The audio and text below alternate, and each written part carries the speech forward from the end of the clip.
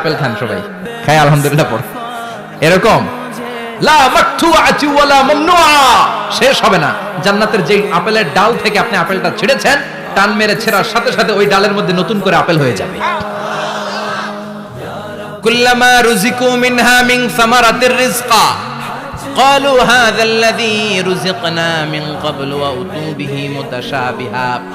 জান্নাতীদের কাছে যখন কমলা দেয়া হবে, কলা দেয়া হবে, জান্নাতীরা বলবে কলা দিবেন কেন? কলা তো দুনিয়ায় অনেক খাইছি। কমলা দিলেন কেন? কমলা তো খাইছি। খান নাই কমলা? কলা? আল্লাহ বলবেন এই কলা ওই কলা না, এই কমলা ওই কমলা না। দুনিয়াতে কলা খেতে হলে কলার ছোলা ছিলতে হয়, জান্নাতের কলার ছোলা ছিলতে হয় না। ছোলা খাইয়া দেখো, কলার চেয়েও মজা। কমলার ছোলা ছিলতে হবে না, খোসা থেকে পর্দা ছড়াতে হবে না, বিচি ফেলতে হবে না, ধোয়া লাগবে না, কাটা লাগবে না, যত মনে চায় খেতে থাকোই না।